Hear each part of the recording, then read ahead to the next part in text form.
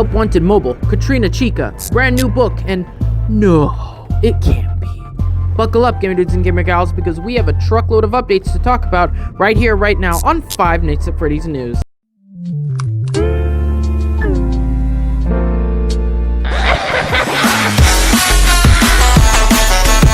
What's up, Gamer Dudes and Gamer Gals? I'm Nathan from Awesomegamerdude. Right here, right now, I'll be reporting on the latest Five Nights at Freddy's news, which includes new lore in Help Wanted Mobile, as well as controller support for Five Nights at Freddy's 1 through 4. And now, without further ado, let's get started with today's video. Our top story for today, Five Nights at Freddy's Help Wanted Mobile. Yup, you heard me right. Those wizards that steal wool managed to convert a high-resolution VR game into a fully functioning mobile title, complete with its very own minigame, Princess Quest. If you manage to reach the end, you are prompted with a code that potentially teases the return of Plushtrap. However, since this code has yet to be deciphered, everything regarding this minigame is pure speculation. What's not speculation is this statement from Steel Wool confirming a patch is on the way, and since bonus content was uncovered in the files of Princess Quest, we can only hope they're planning an Act 2 for the minigame.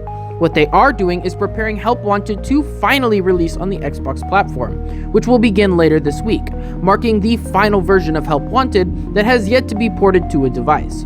Hopefully this means they'll concentrate fully on Security Breach and we can start getting some detailed information on the gameplay. After all, since Jack Black was treated to a playable demo, it won't be long before more data is released to the public.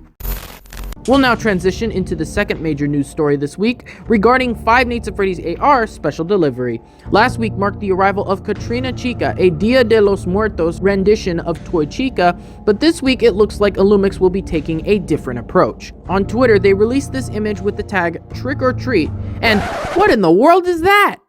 I'm sorry, but what? What am I looking at? It appears to be some sort of shocking mechanism?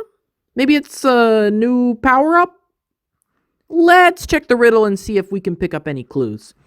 It reads, Fun with Freddy, shocks galore, new deliveries at your door, Jacko's shining oh so bright, think you can survive the night?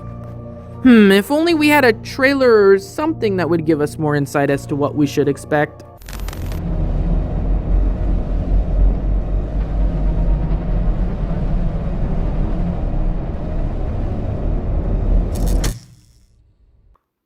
Oh, well, okay then. Ladies and gentlemen, Plushtrap is finally making his debut in special delivery.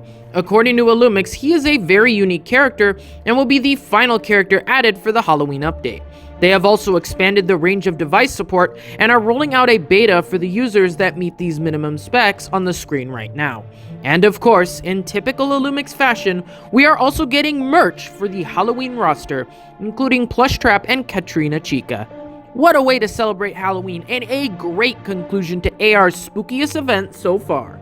I just can't wait to see what they do next year.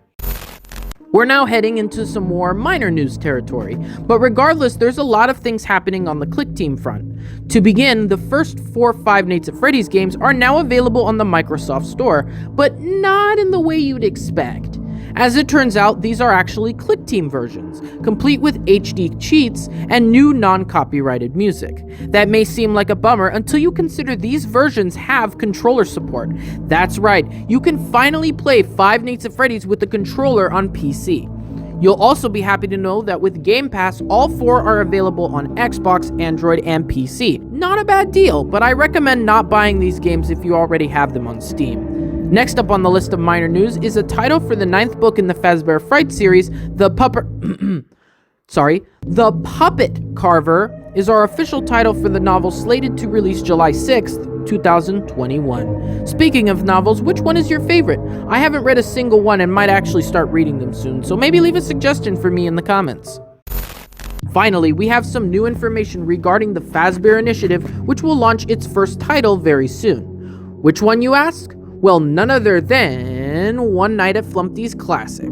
Since Click Team releases these trailers close to launch, that means Flumpty should be out before the end of the month. However, they did announce Pizzeria Simulator would be launching on Switch and Xbox this Halloween, so it could potentially be a bit longer, as I doubt they'd release both in the same week.